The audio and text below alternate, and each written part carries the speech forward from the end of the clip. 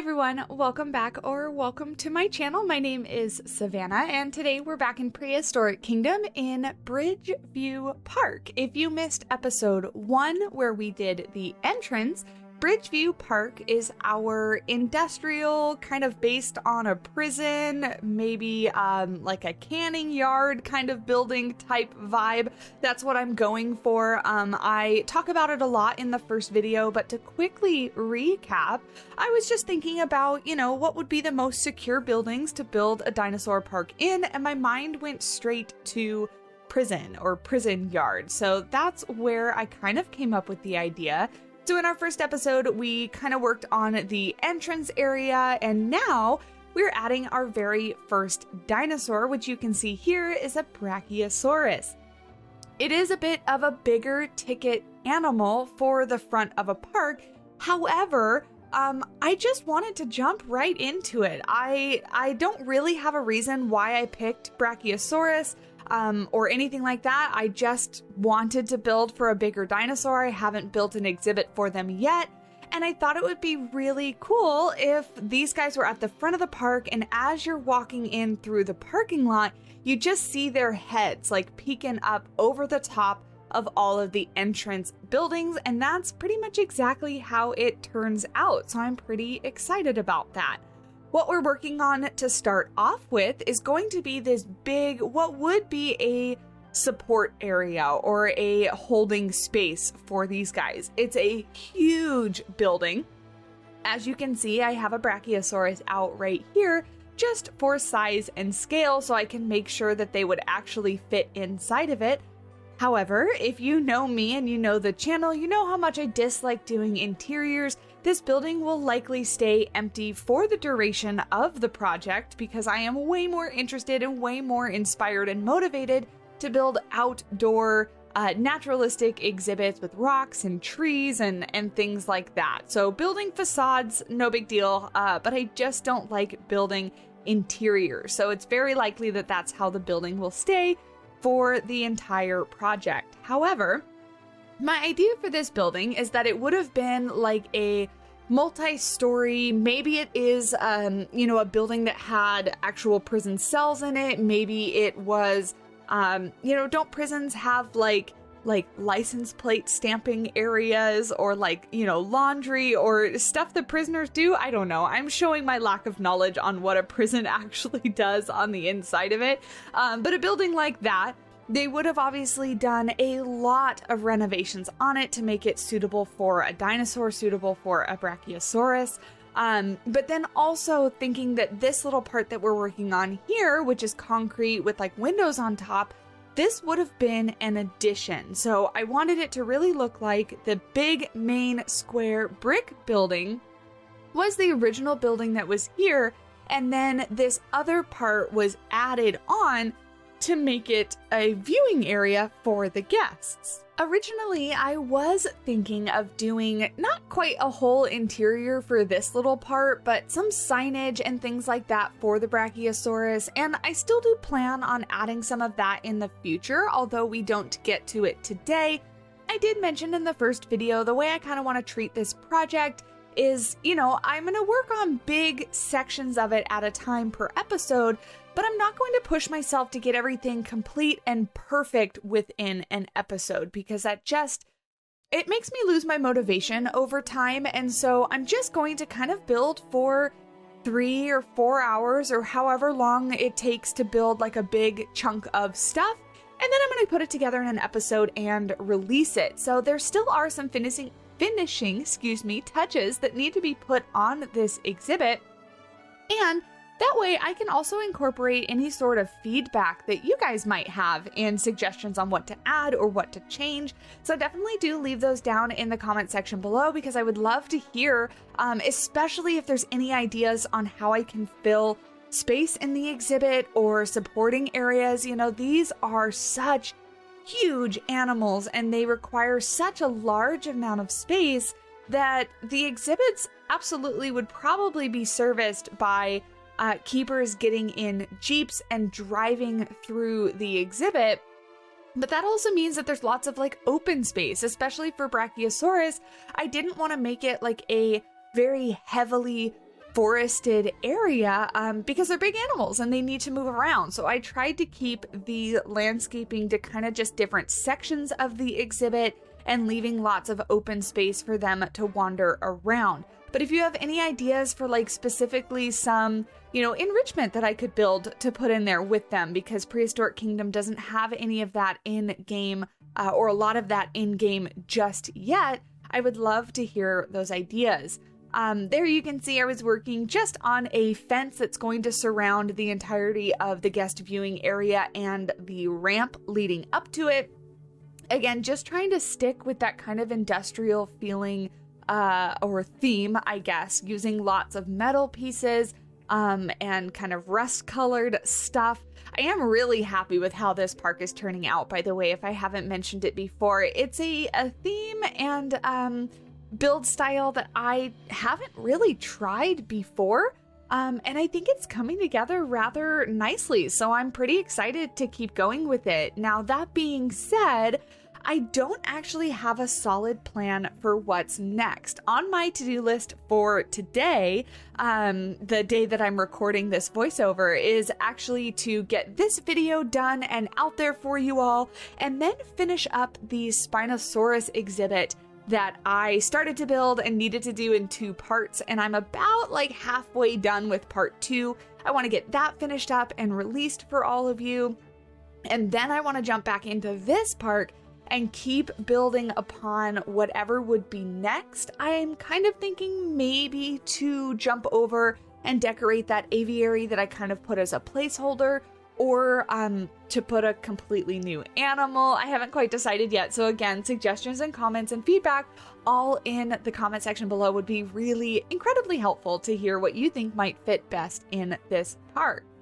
Now, when it got to the actual exhibit itself, again, such a large area, and trying to prevent myself from building something really repetitive and kind of tile looking, the back kind of perimeter of the exhibit, the stuff that keeps the dinosaur in the exhibit itself, was really difficult for me to decide what to do. I do end up surrounding the entire thing with rocks, but part of me feels like that might be a little bit, quote unquote, unrealistic. We're going to talk about realism a little bit through this project, but obviously dinosaurs are not living. They're not kept in parks. And so it is a bit awkward to kind of talk about what realism would be for these guys. And I'm trying to think about, this park would probably have a massive budget, right? They would have a lot of money to spend on these renovations and stuff like that. This is going to be owned by somebody who's probably just independently wealthy and decided that, hey, I want to build a dinosaur park, much like John Hammond did. He's independently wealthy and built a dinosaur park. So that being said, all of that is to kind of explain my thought process behind, like, this is a lot of rocks, and this would take a lot to surround the entire exhibit just because it is so big. But it made the most sense to me because I didn't want a see-through backdrop. I didn't want just like chain link fence or a concrete wall. Although after I did finish completing it, I thought that maybe I would replace some sections with concrete wall just to give it some variety, because even though, I moved rocks around and rotated them and used different sizes and things like that, it still ended up looking just a bit repetitive, obviously, because it is just a rock wall that surrounds the entire thing. But I left it as such just because I do like the naturalistic look of it. But that's something that I'm toying with, kind of adjusting for this exhibit. Additionally, this building could probably use a little bit more like facade decorating. It is just a rectangular building that's completely made of bricks, with very repetitive windows around the sides of it, or on 2 sides of it rather. I could probably add some like gutters and things like that on the outside of the building, maybe some like vents or air conditioning units or something like that. Could definitely be added around it just to make it a little bit more interesting, but it is just such a large building that I was going to have difficulty decorating it to begin with. You can see that I've outlined a lot of where the exhibit is going to be with sand. I just wanted to kind of get an idea on how big I was actually going to make this comparative to the Brachiosaurus itself. And then of course, I can't help myself at all. I have to add trees and plants and rocks very early on. Now, I do start by kind of hand placing a lot of these plants and doing a lot of the landscaping individually. And then I remember that we have the landscaping brushes and that it actually does a fairly good job of placing down randomized plants and is easily customizable. So I do move to that in just a little bit, but I wanted this area kind of closest to the viewing platform to be a little bit, I guess, more hand done, a little more detailed, I guess. And then trying to work with the terrain paints. I was struggling just a little bit with the kind of blending. You can see I'm getting some pretty sharp lines in between the different terrain paints, and I'm not entirely sure why that is. I tried my best to work around it, but I would have loved for them to blend together just a little bit better. I was kind of going for like boreal, kind of like woodsy forest for these guys. As the kind of decoration or the landscaping for their exhibit. So trying to use like some of the wood chip stuff on the ground, some of the boreal grass because it's a little bit lighter in tone and not quite as like saturated green. I am using some of the new rock pieces, this basalt kind of pillars and stuff, just as some decoration in various areas around the back because I think it looks really, really cool. And yeah, so we're just going to work on landscaping and stuff like that on the exhibit for the next little while, but I do have another question for you all. If you are unaware, I did start an additional channel. It's called Simply Savannah Unwind, and it's where I've been uploading, no commentary gameplay of like Stardew Valley, but I've also been uploading like real-time slow builds. Like I was uploading to this channel for just a little bit, but they do have kind of a different audience base than kind of the speed builds with the commentary. So I decided to make a channel specifically dedicated to that if you wanted to put on videos for studying or falling asleep or, you know, just relaxing and doing chores around the house, whatever it may be, to listen to some lo-fi music, maybe some game sounds. But my question for you being is that I did release episode 1, the entrance, on that channel already, and it is a real-time with in-game noises and music, meaning it plays the in-game soundtrack as if it would play if you were playing the game, and it includes the in-game sounds, like when I place down an object or when the dinosaurs make a noise, you know, things like that. If you're into those kind of videos, would you have a preference of, because when I did the slow builds before, I released them at like 2 times or 3 times speed. So they were still slow enough to watch like detailed individual movements and things that I'm placing, but you know, a little bit faster than an actual real-time build. Like this took me a few hours. So the real-time build for this will be a few hours long. But rather condense it maybe into 1 hour or 45 minutes of an episode. That being said, if I were to do that, because it is sped up, I would not be able to use the in-game noises because they don't sound all that great when they're sped up 2 or 3 times the speed.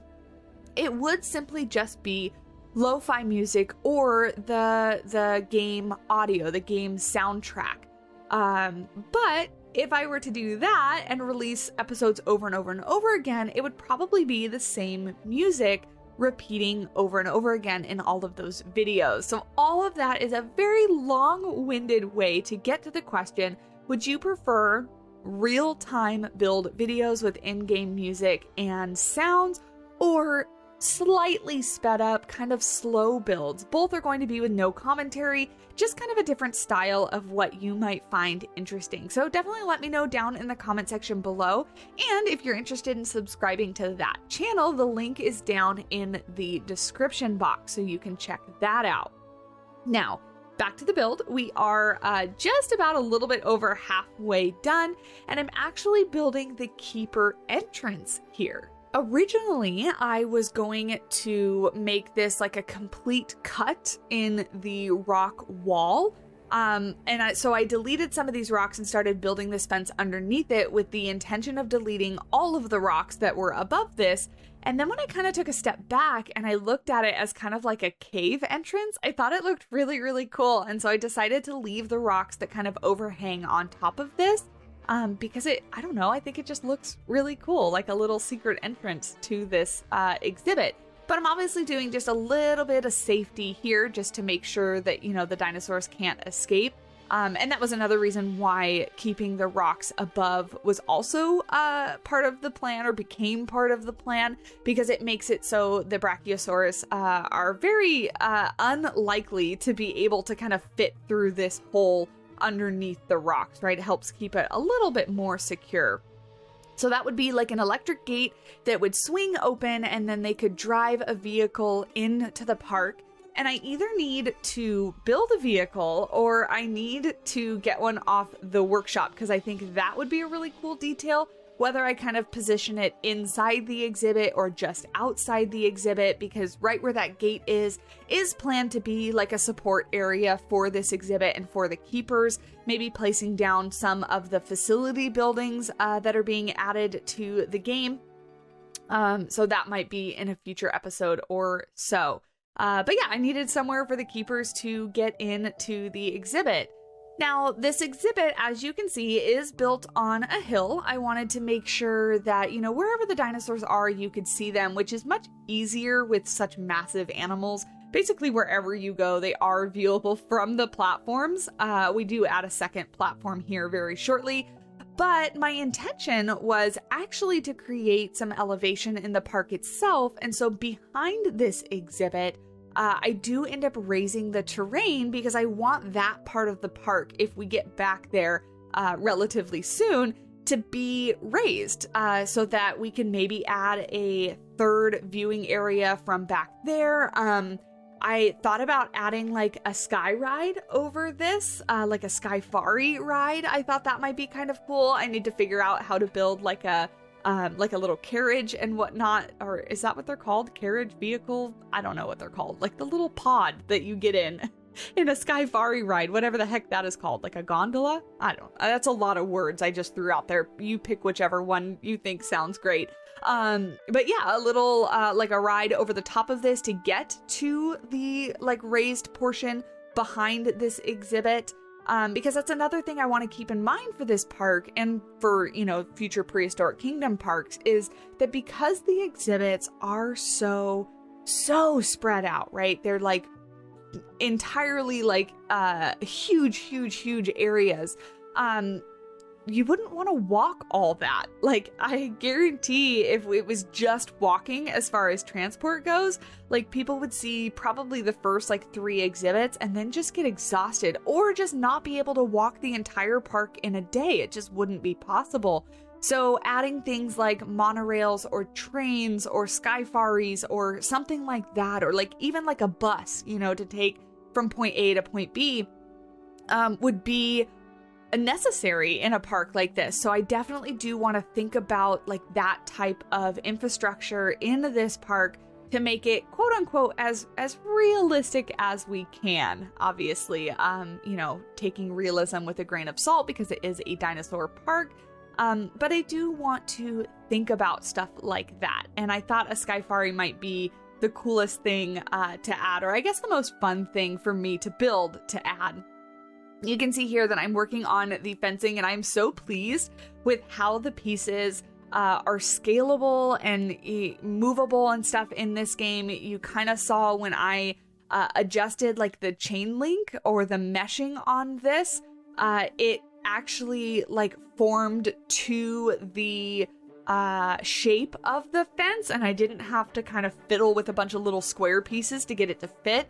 Super easy, and makes it so that you can really cut down on piece count as far as your parks go, because you don't have to use 1,000 pieces to get something done. You can just squish something or size it up and it fits pretty much perfectly. So here I am realizing that the only place that people can view these dinosaurs from is right by the entrance. And it's a big exhibit and you really can't see around the corner past like the support building. So thinking that there obviously needs to be somewhere else that guests can get up and see into the exhibit. So I make another little kind of cave entrance looking thing like we did with the keeper entrance and move this platform over there so that people can get a good view. Now I do decide to keep both what are they called? I mean, they're ramps, but I do decide to keep both ways to access these platforms as a ramp as opposed to doing some stairs. One, because they're so high up and that would be a lot of stairs, but two, for accessibility reasons. I wanted to keep in mind that a theme park, a zoo, whatever you want to call it, would definitely try to cater to everyone, right? They would want to make sure that everyone could access the exhibits. They could see the dinosaurs from the viewing areas. And because a lot of the viewing areas are going to be raised, that means either elevators or ramps. Now, it would probably be more preferred to have elevators, so maybe I'll think about adding those in the future. And there's definitely room to, right? I could add an elevator kind of on the outside of the building for the near kind of viewing area and maybe within the rocks on the far side viewing area. But for now, I kept it with ramps. So, the people in wheelchairs and things like that are going to get an arm workout, or the people helping and assisting them are going to get a workout pushing them up those ramps. But at least it's doable and they can get up there for now. But trying to keep that stuff in mind, again, just as like a implied realism or realism adjacent, trying to think about what parks would have in real life. We're just going to add a few more just kind of finishing touches. I'm always going to add like random logs and sticks and things like that laying around, just thinking, these are real trees, branches are going to fall off. The Brachiosaurus might rub up against a tree and knock a branch off or something like that, adding rocks here and there just for some detail. I really like how kind of this front portion of the exhibit turns out with the, the sloping hill up to the back and the little pond that I put over here for people to see them drink on this side of the exhibit, adding some binocular thingamajiggies, the official term for those, so people can see far distances, adding a couple little details onto the roof of the building. And now we're on to the glamour shot, the cinematics, the B-roll, whatever you want to call it. This is the exhibit as I'm leaving it today. You can see our Brachiosauruses running around. I was able to find a melanistic one, which is really cool. You can see him walking in the background. You get a good shot of him here as well. It was just random chance. I did put down like 20 of them and then picked like the colors and stuff to put in here. So I just got lucky that one of them was melanistic, and I think it looks so good. All of the dinosaurs look so good. So as we wrap up here, take our final looks at the exhibit. Thank you guys so much for watching. I really do hope you're enjoying. Don't forget to check out my second channel, the Simply Savannah Unwind, if you want a closer look at how I build things, stuff to put on to relax, any of that kind of stuff. But yeah, for now, leave a like, hit the subscribe, and leave a comment down below those questions that I asked. I would really love answers, and you would help me out greatly. I do appreciate you all. I hope you have a wonderful day, and I'll talk to you in the next video. Bye!